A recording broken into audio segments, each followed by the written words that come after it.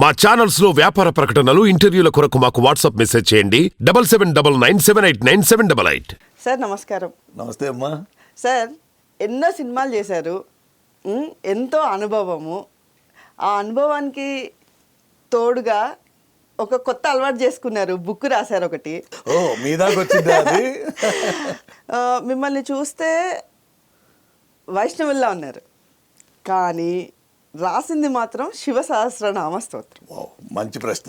అంటే సాధారణంగా మనకి పురాణాల్లో చూసుకున్నట్లయితే శివుడు విష్ణువు ఇద్దరూ ఒకటే, ఆ ముగ్గురు ఒకటే, శివ విష్ణు బ్రహ్మ ముగ్గురు ఒకటే అని ఉంటుంది. అయితే మనం ఎక్కడ చూసుకున్నా, అక్కడికి భాగవతంలో చూసుకున్నా, మహాభారతంలో చూసుకున్నా, శివుడికి విష్ణువుకి శివుడు సపోర్ట్ చేసుకుంటూనే ఉంటారు.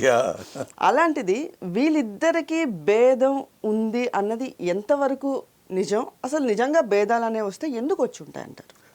లేదమ్మా, భేదాలంటూ ఏమి లేదు. ఇది డివిజన్ ఆఫ్ లేబర్ అంటారే. ఇప్పుడు ఐఏఎస్ అనేది ఒక పోస్ట్, ఐపీఎస్ అనేది ఒక పోస్ట్. ఐఏఎస్లో అందరూ ఐఏఎస్ఏ పాస్ అయ్యారు కదా, మరి ఎందుకు ఒక్కొక్కరు ఒక్కొక్క పని చేస్తున్నారు? ఒకరు సెక్రటరీ, ఒకరు అడిషనల్ సెక్రటరీ, ఇంకొకరు చీఫ్ సెక్రటరీ, ప్రిన్సిపల్ సెక్రటరీ, అనేక భేదాలు అనమాట. Division of labour. ఎవరు ఏ పని చేయాలనో ఆ పని చేయడానికి నియుక్తులయ్యారు. ఒట్టి ఐఏఎస్లే ఒకరు ఆ జిల్లా కలెక్టర్, ఒకరు ఈ జిల్లా కలెక్టర్, ఇలా ఉంటాయి కదా. ఎందుకు మొత్తం ఒకరే చూసుకోవచ్చు కదా? అలా చూసుకోకుండా డివిజన్ చేసుకున్నారు అనమాట. ఈ దేవుడు అంశం ఒకటే, పరమాత్మ అనేవాడు ఒకటే. ఆ పరమాత్మలో తన భాగాలను విడదీసుకున్నాడు. నేను ఈ పని చేస్తా, నేనే ఈ పని చేస్తా, నేనే ఇంకో పని చేస్తా. అది సృష్టి స్థితి లయాలు ఏర్పరచుకున్నారు. బ్రహ్మదేవుడు సృష్టి చేస్తాడు. బాబు నీ పని అది, సృష్టి చేయి, జీవజాతాన్ని సృష్టి చేయి. స్థితి వాళ్ళు బాగా ఉండేటట్టుగా, క్షేమంగా ఉండేటట్టుగా వాళ్ళ ఆలన పాలన ఇలా చూస్తాడు. ఆయన లయకారకుడు. ఇంగ్లీష్లో కూడా వాళ్ళకు తెలుసో తెలియకో దేవుడి పేరు ఏమని చెప్పారు? ఏమంటారు దేవుడిని ఇంగ్లీష్లో? గాడ్ అంటే అర్థం తెలుసా? GOD. జి అంటే జనరేటర్, ఓ అంటే ఆర్గనైజర్, డి అంటే డెస్ట్రాయర్. సృష్టి స్థితి లయాలు వాళ్ళకి తెలుసుండదు, క్యాజువల్గా పెట్టుకున్నారు గాడ్ అని. మనం దాన్ని ఆ విధంగా ఉపయోగించుకోవచ్చు. అది మన సనాతన ధర్మంలో ఉన్న గొప్పతనం.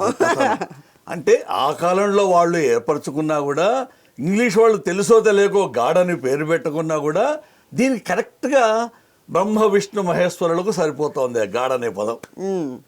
సో వాళ్ళ డివిజన్ ఆఫ్ లేబర్ తప్ప అంతా ఒకటే అమ్మా. త్రిమూర్తులు ఒకటే. మనం మన బుద్ధ్యానుసారం మార్చుకుంటుంటాం అంతే. ఇప్పుడు ఒక బుక్ రాయాలంటే, ఇప్పుడు మీరు చెప్పినట్టు సృష్టి స్థితి లయ ఈ కారకులు, దీనికి సంబంధించి రాయాలి అంటే చాలా నాలెడ్జ్ రావాలి, చాలా పరిశోధనలు చేయాలి, చాలా గ్రంథాలు చదవాలి. మనకి అష్టాదశ పురాణాలు ఏంటి, ఉపనిషత్తులు ఏంటి, వేదాలు ఏంటి, అన్నీ. అంటే మనకి వేదాల నుంచి తర్వాత ఉపనిషత్తులు, అష్టాదశ పురాణాలు అందరికీ అందుబాటులో, ఇవన్నీ చదివారా? దాదాపుగా చదవాల్సి వస్తుందమ్మా. చదవంది మనం రాయడం చాలా కష్టం. ఇది దిస్ ఈజ్ శ్రీ శివసహస్రనామ స్తోత్రము. చంద్రికా భాష్యము అని ఎందుకు పెట్టారంటే, చంద్రిక అంటే వెన్నెల, చంద్రిక ఉమదీజోత్స్న అని వస్తుంది. చంద్రిక అంటే వెన్నెల ఎలా ఉంటుంది? చల్లగా హాయిగా ఉంటుంది అనమాట.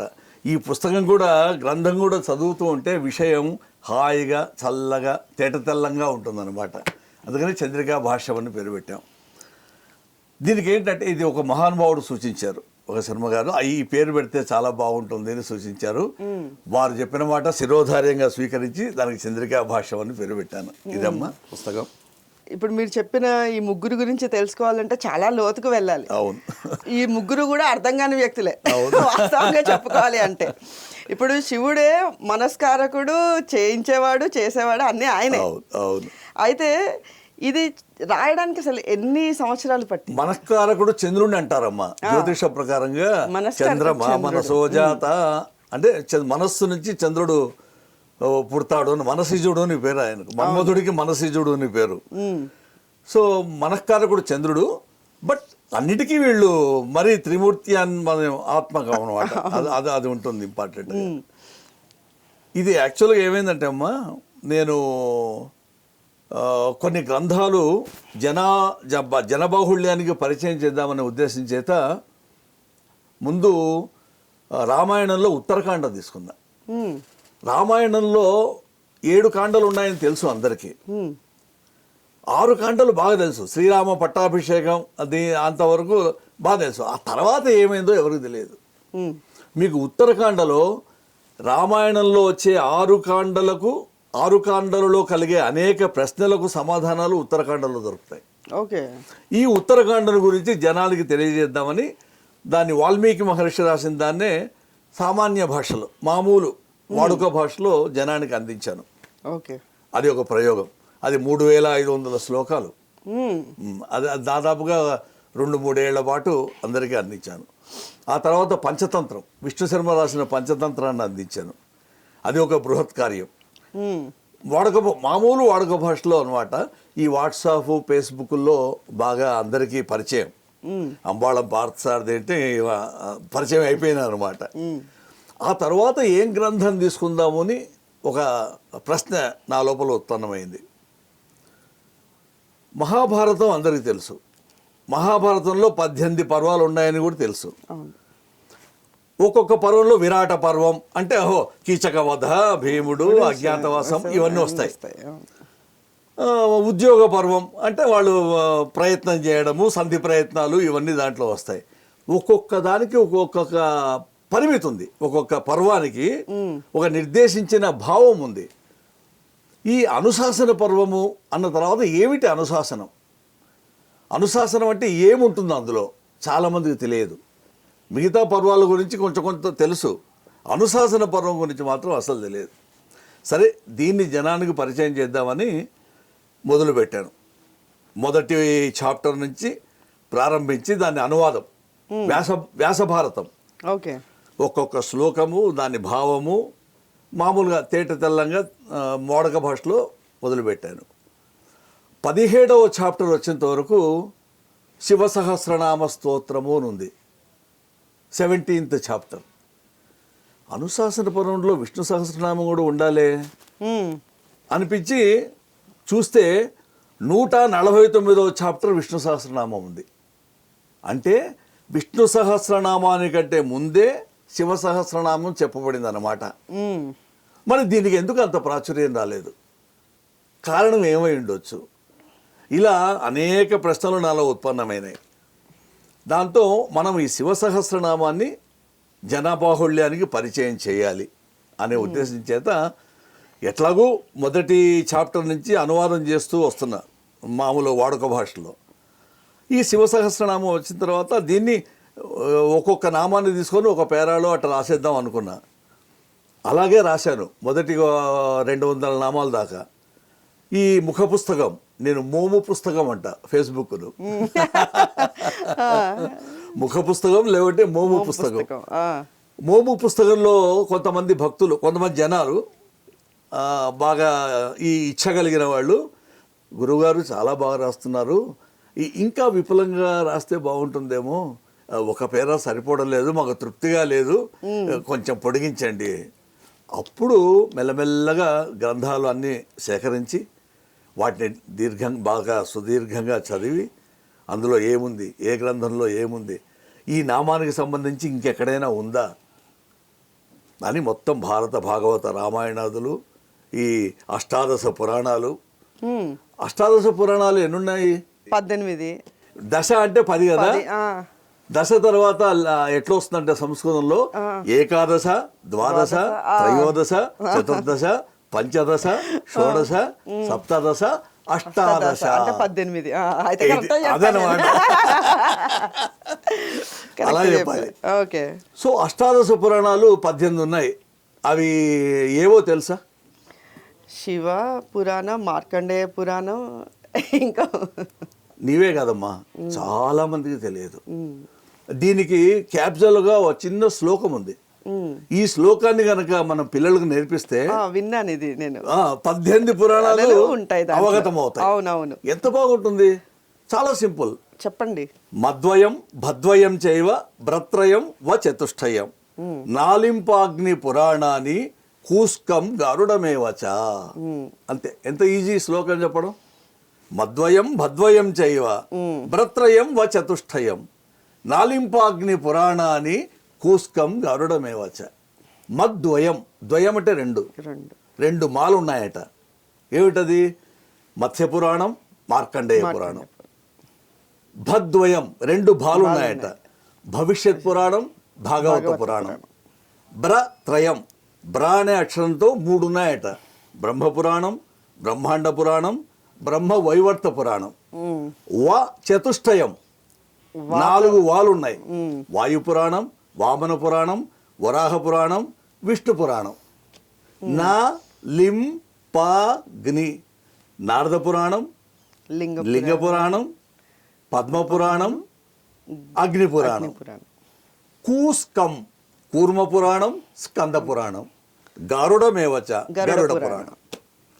ఇవి 18 పురాణాలు మన టిప్స్లో ఉంటాయన్నమాట ఈ శ్లోకం తెలిస్తే. కాబట్టి పిల్లలు మీరందరూ ఈ శ్లోకాన్ని అందరూ నేర్చుకొని నలుగురికి చెప్పండి. మన పురాణాలు ఇన్ని ఉన్నాయని చెప్తే అదే గొప్ప. మీకు పురాణంలో ఏముందో తర్వాత తెలుసుకుందాం, ముందు పురాణాల్లో ఏముందో తెలుసుకోవడం మన ధర్మం.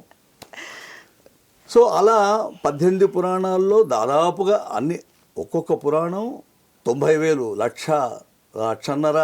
స్కంద పురాణం అయితే 4 లక్షల శ్లోకాలు ఉన్నాయి. 4 నుంచి 5 లక్షల దాకా ఉన్నాయి.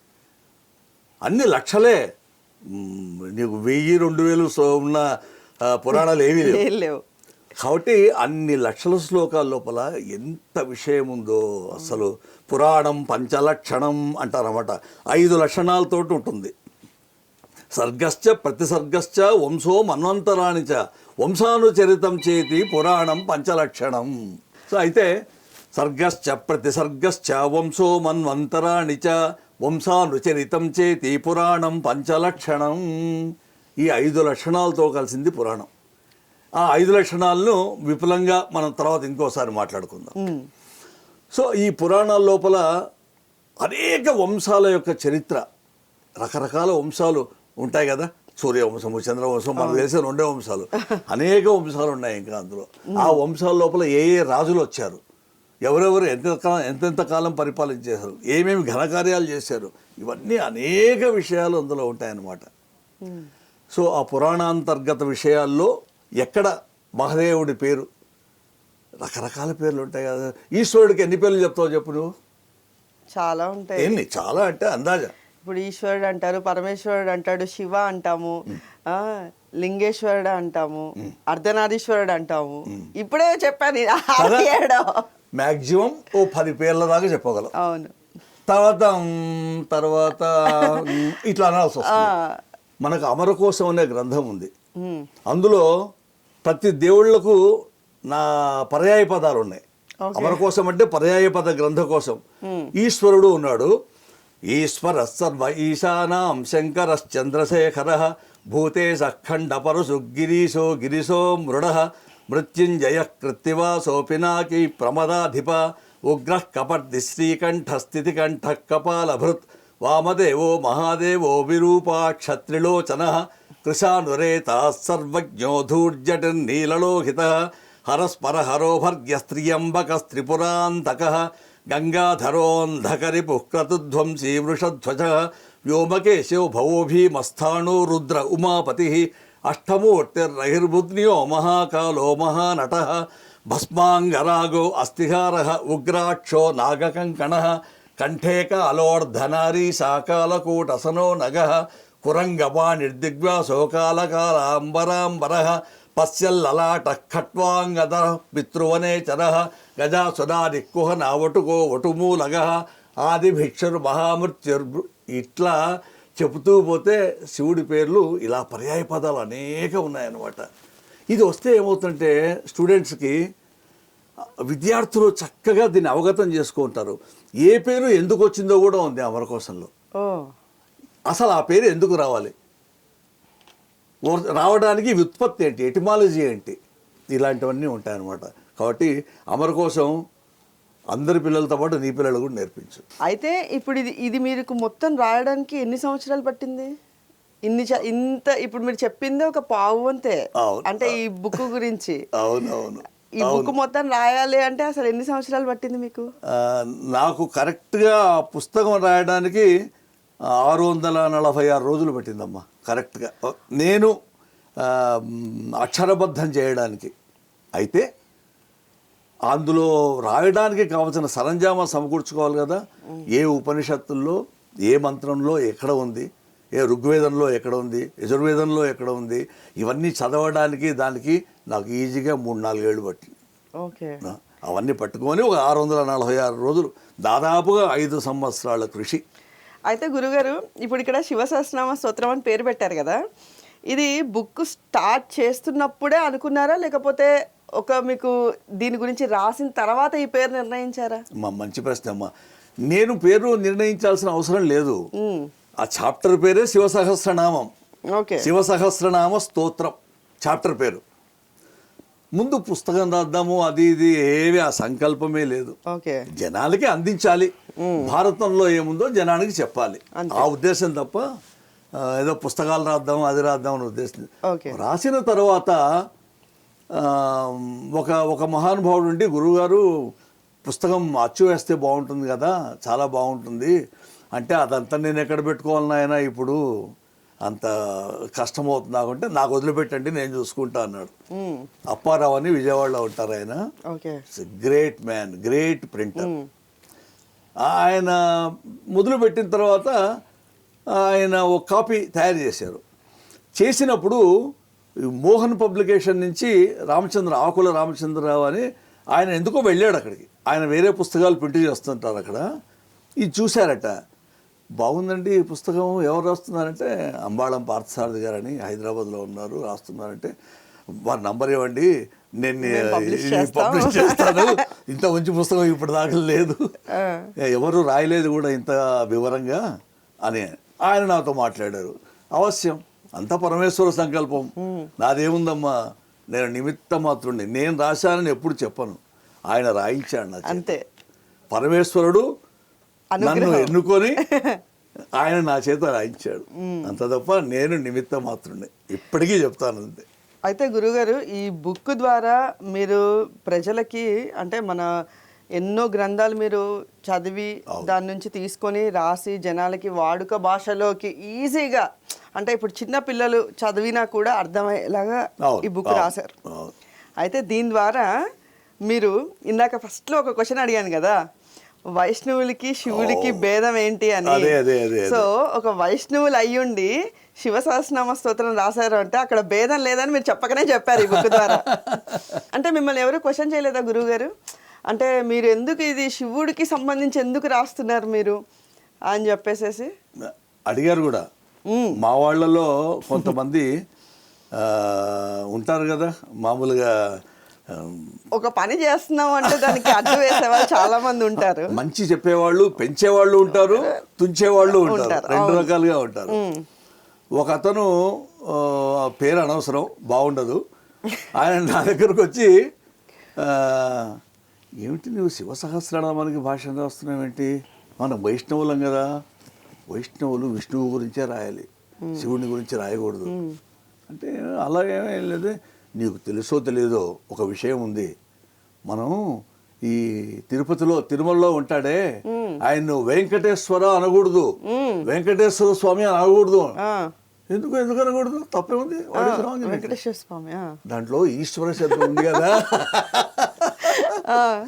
ఈశ్వర అనే మన నోటి వెంట రాకూడదు, మరి ఏమనాలి, శ్రీనివాస అనాలి. గోవిందా గోవిందా గోవిందా అనుకున్నా. స్వామి నీకు ఎంతటి దుర్గతి పట్టింది స్వామి. అప్పుడు మీరు చెప్పాల్సింది, నేను అందుకే నోటితో అనట్లేదు రాస్తున్నా. నాయన వాళ్ళిద్దరికి అభేదం ఉంది. ఈశ్వరుడు అంటే శివుడు త్రిశూలం పట్టుకున్నవాడు కాదు. ఈశ్వర శబ్దానికి చాలా అర్థాలు ఉన్నాయి, నానార్థాలు ఉన్నాయి. ప్రభువు అని పేరు, ఐశ్వర్యం ఇచ్చేవాడు అని పేరు. అందరూ దేవుళ్ళు ఇస్తారు, మనం ఎవరిని కొలిస్తే వాళ్ళు ఇస్తారు. నీకు ఒక నిబద్ధత కావాలి అంతే తప్ప ఇలాంటివి పెట్టకూడదు. నాకు వదిలిపెట్టు, ఆ పరమేశ్వరుడు నన్ను ఎన్నుకున్నాడు, నా చేత జరిగేదంటే పో నీ కర్మ, ఏం చేసుకుంటావో నీ ఇష్టం అన్నాడు. ఈ విధంగా నన్ను ఇది చేశాడు, ఏమంటారు దాన్ని, పడగొట్టాడు, రాయకుండా చేయడానికి ప్రయత్నించాడు. శివుడు విష్ణువు భేదం లేదు అని మనం కార్తీక మాసంలో శివకేశవులు ఇద్దరిని పూజిస్తాం. అవును, అది వాళ్ళే చెప్తున్నప్పుడు కూడా మనకి ఇంకా ఎందుకండి ఇలాంటి భేదాలు ఉన్నాయంటారు? పోవాలమ్మా, ఆ భేదాలు పోవాలి. అది రాను రాను సంకుచితం అయిపోతున్నాం మనం, మన మనసులు కుంచుకుపోతున్నాయి. నిజం చెప్పాలంటే ఈ భేదాలు అస్సలు ఉండకూడదు. శివాయ విష్ణు రూపాయ శివరూపాయ విష్ణువే అందరూ అంటారు, అనడం వరకు అంటారు కానీ చేసుకోవడం చూసుకోవడం మాత్రం ఇంకా పోవడం లేదు. అది ఎంత పోతే అంత మంచిది. ఏముందమ్మా, ఒకరు ఒక పద్ధతిని, వాళ్ళకు ఆది శంకరాచార్యులు, రామానుజాచార్యులు, మధ్వాచార్యులకి డిఫరెన్స్ ఉంది. ఆ కాలాల డిఫరెన్స్ లోపల ఒక్కొక్కరు ఒక్కొక్క విధంగా ఆలోచించారు.